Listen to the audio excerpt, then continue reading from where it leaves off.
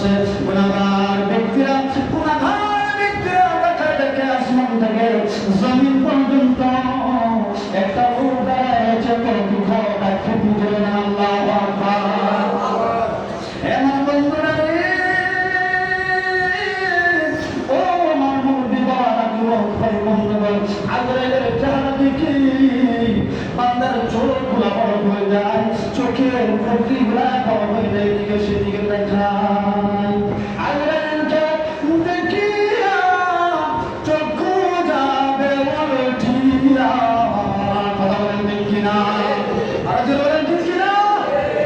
আজরাইলকে দেখিয়া চক্ষু যাবে উঠিয়া, পিপাসাতে যাবে কলিজা ফাটিয়ায় ফাটিয়ায়।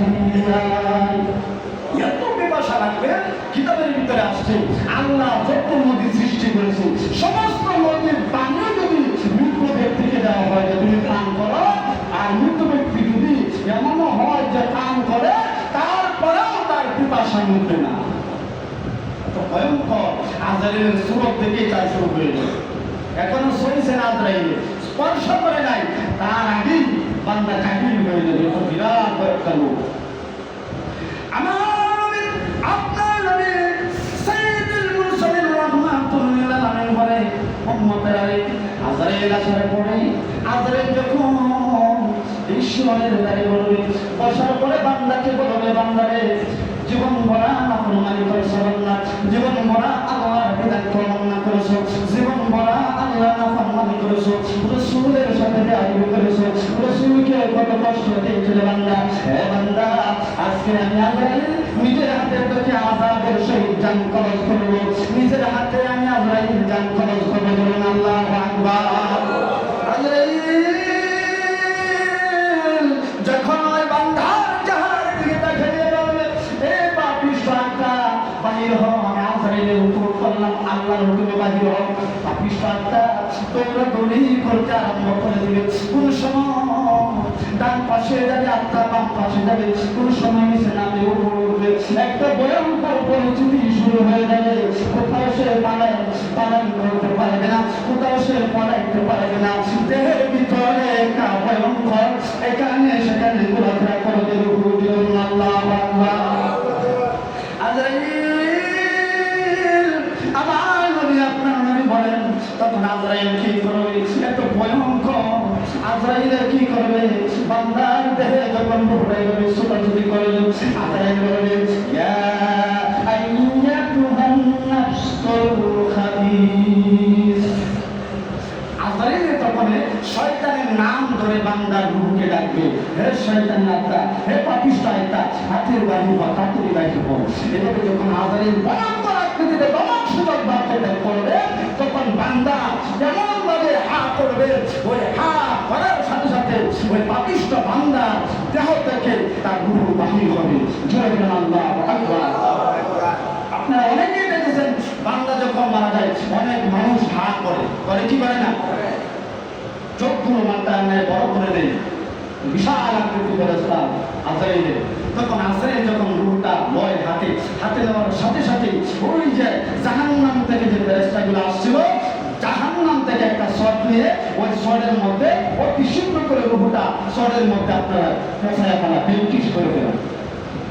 আল্লাহ বলেন, এই শটটা যদি আল্লাহর আসমানের নিচে জমিনের উপরে কোনো জায়গার মধ্যে এই শটটা যদি রাখা হইতো, এই শটটা এত দুর্গন্ধ, আল্লাহ সমস্ত সৃষ্টি কোনোদিনই দুর্গন্ধ অনুভব করত, এবং এই দুর্গন্ধের কারণে আল্লাহর সৃষ্টি জগতের সৃষ্টিগুলো মারা যাইত। আল্লাহু আকবার। এত বিশাল একটা আপনার দুর্গন্ধ যুক্ত একটা শটের মধ্যে আপনার কতক্ষণ আপনারা করেন, আপনার আজরাইলের হাত থেকে বান্দার উপর দিয়ে উপরের দিকে যাইবে।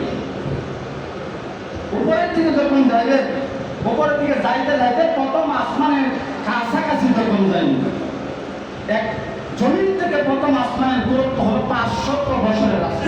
500 বছরের রাস্তা। আপনার পৃথিবীর মধ্যে সবচেয়ে দ্রুতগামী যদি আপনি যানবাহন ব্যবহার করে, তাহলে রাসূল সাল্লাল্লাহু আলাইহি ওয়াসাল্লাম যত দ্রুতগামী হোক না কেন বুরাকের চেয়ে দ্রুতগামী পার হইতো না, হইব? আল্লাহ রাসূল সাল্লাল্লাহু আলাইহি ওয়াসাল্লাম যে বাহন দিয়ে মেরাজে গিয়েছিলেন, এই বাহনের চেয়ে দ্রুতগামী আর কোনো কিছুই হবে না। রাসূল সাল্লাল্লাহু আলাইহি ওয়াসাল্লাম বলেন, যত দ্রুতগামী তুমি যানবাহন ব্যবহার করো না কেন, জমিন থেকে আল্লাহর প্রথম আসমানের দূরত্ব প্রায় 500 বছরের রাস্তা। যেটা বলেন আল্লাহু আকবার। এই মুহূর্তে যখন ফেরেশতারা হাতে করে নিয়ে প্রথম আসমানের কাছাকাছি যাবে, এখন আসমানের পর্দা, ফেরেশতারা বলবে, ও আল্লাহর ফেরেশতারা আসমানের পর্দা তুলো।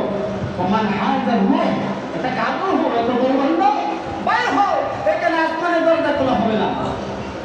আল্লাহ পাক বলেন, লা তুফাত্তাহু লাহুম আবওয়াবুস সামাওয়াতি ওয়া লা ইয়াদখুলুনাল জান্নাহ।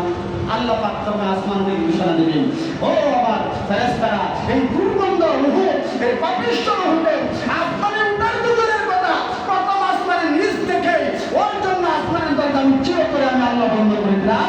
ওই রূহ কখনো রূহের জন্য আসমান খোলা হবে না। জয় আল্লাহু আকবার। লা তুফাত্তাহু লাহুম আবওয়াবুস সামাই ওয়া লা ইয়াদখুলুনাল জান্নাহ। এই পাপিষ্ঠ দুর্গন্ধময় আত্মাকে তোমরা আর উপরে নিয়ে আসিও না। আল্লাহ ঘোষণা দিবে, আল্লাহ আকবার বলেন।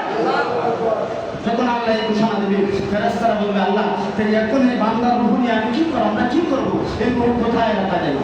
আল্লাহ সাইয়্যিদুল মুরসালিন রাহমাতুল লিল আলামিন বলেন, তখন আল্লাহ পাক বলবে, ফেরেশতারা রে যা যা দ্রুত চলে যা রে ফেরেশতা, ওই রূহটা অতি শীঘ্র করে বান্দার দেহের মধ্যে দে।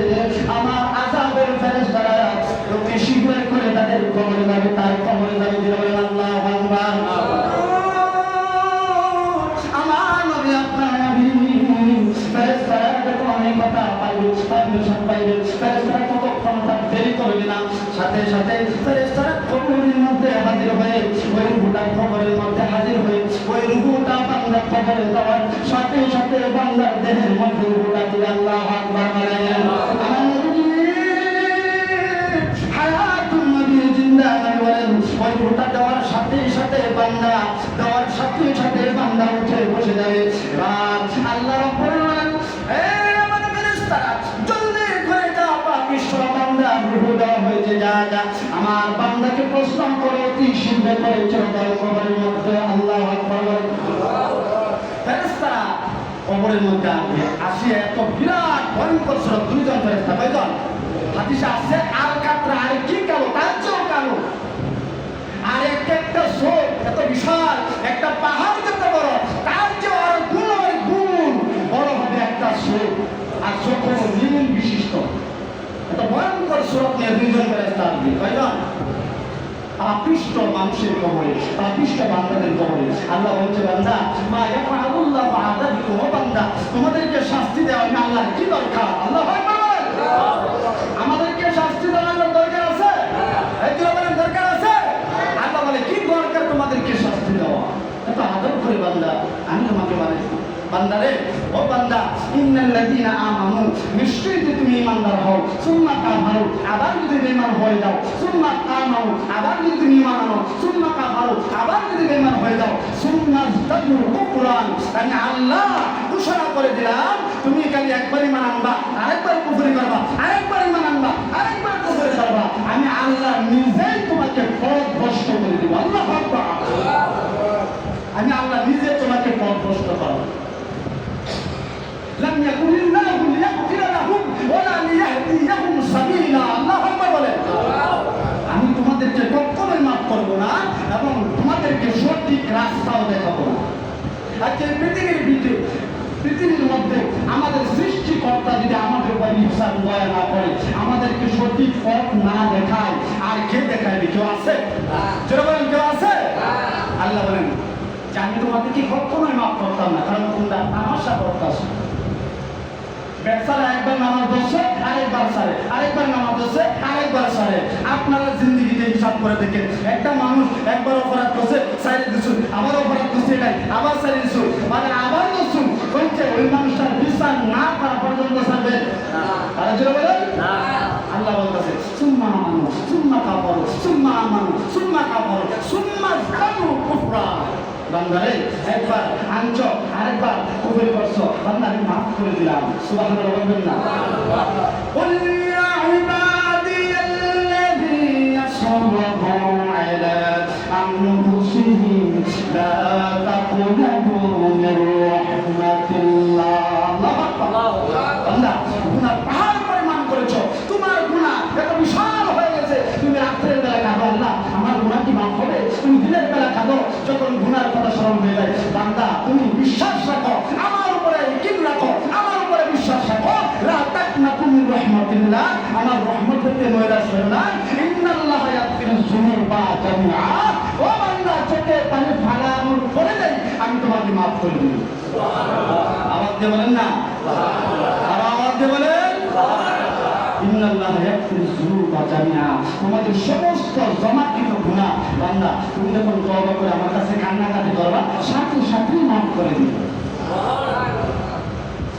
এই জন্য বাবা আমার আল্লাহ রাব্বুল আলামিন পবিত্র কালামুল্লাহ শরীফে ইরশাদ করেন, যারা ইন্নাল্লাযীনা কাযযাবু বিআয়াতিনা ওয়াস্তাকবারু আনহা, নিশ্চয়ই যারা কুফরি করবে, যারা গুনাহ করবেই করবে, গুনাহ করতেই থাকবে করতেই থাকবে, ওয়াস্তাকবারু আনহা, এবং বাহাদুরি দেখাইবে। এরকম আছে না নাই? আছে। নামাজ তো এক করতে পারে না, এই লোক ভুলে বিচার করে, নামাজ তো এক করতে দাঁড়ায় কাছে যায় না, এই লোক ভুলে মানুষের বিচার করে, এরকম আছে না নাই? আবার বাহাদুরি দেখায়, শরীরে শক্তি আছে। আচ্ছা বলেন তো এই শক্তি পানি করতে কি আল্লাহর এক জিনিস রাখবো? যত বড় বাহাদুরি থাকেন না কেন, ওই দেখছেন না নমরুদ কারণ, তারপরে এগুলোকে যে আল্লাহ সুবাই সুবাই মারলো, একটা মশাতে একটা বাদশারে মারা গেছে, মশাতে ব্যবহার করে, আর আমরা তো বাদশার অন্তরের কথা। বাবা আমার বন্ধুরা আমার শেষ করে দিলাম। আল্লাহ রাব্বুল আলামিন কুরআন কারীমের ভিতরে বলেন, ও আমার বান্দারা শুনো, ওয়া মান ইয়াসিল্লাহু ওয়া রাসূলাহু ওয়া ইয়াতাআদ্দা হুদুদাহু ইয়াদখিলুহু নার। তোমরা যদি আমার অনুগত্য না করো, আমার রাসূলকে না মানো, তাহলে তোমাদেরকে জাহান্নামে ঢুকাবো। আল্লাহ বলবেন না? আল্লাহর পরে কার জায়গা? রাসূলের। কার জায়গা? আমাদের নবী কোন কায়নাতের নবী ইমামুল মুরসালিন সরকার তো আমার, যার কারণে আমরা হযরতুল নাজাত পাবো, এটা আশা করি। কথা বলতে পারবেন কিনা?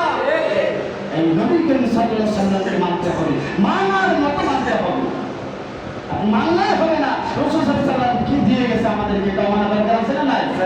শহরটিকার মানলে হলো নামাজ নাই, শহরকে মানলে হলো জিহাদ নাই, শহরকে মানলে হলো হজের উপযুক্ত হজ নাই। এরকম আছে না নাই? কিছু টাকা দেয় ফেতরা দিয়ে দিল, কিছু টাকা দেয় হজে নিয়ে দিল, কিছু টাকা দেয় যাকাত দিয়ে দিল। এরকম ধ্যান ধারণা করে রাসূলকে পাওয়া যাবে না। এই জন্য আমি আপনাদেরকে রিকোয়েস্ট করে বলবো, অনুরোধ করে বলবো, যুবক ভাই বন্ধুগণ, আল্লাহ রাব্বুল আলামিন কুরআনুল কারীমে বলেছেন, তোমরা আমাকে মানো, আমার রাসূলের অনুগত্য করো। যদি তোমরা মানো আমাকে এবং আমার রাসূলকে যদি মানো, ওয়া মান ইউতি'িল্লাহা ওয়া রাসূলাহু উলাইকা মা'আল্লাযীনা আন'আমা আল্লাহু আলাইহিম। সুবহানাল্লাহ। যদি আমার অনুগত্য করো, রাসূলের অনুগত্য করো, তাহলে তোমাদেরকে আমি যাদের উপর খুশি হয়ে গেছি তাদের সাথে হাসর নাসর করাবো। আল্লাহকে জিজ্ঞাসা করে, আল্লাহ তুমি কাদের উপরে খুশি হয়েছো? নাম্বারে মিনান নাবিয়িনা ওয়াস-সিদ্দিকিনা ওয়াশ-শুহাদা'i ওয়াস-সালিহিন। আমি নবীদের উপরে খুশি হইলাম, আমি সিদ্দিকীদের উপরে খুশি হইলাম, আমি শহীদদের উপরে খুশি হইলাম, আমি ওলিদের উপরে খুশি হইলাম। বান্দা রে বান্দা, আমাকে মানবা, রাসূলকে মানবা। আমি আল্লাহ কথা দিলাম, এই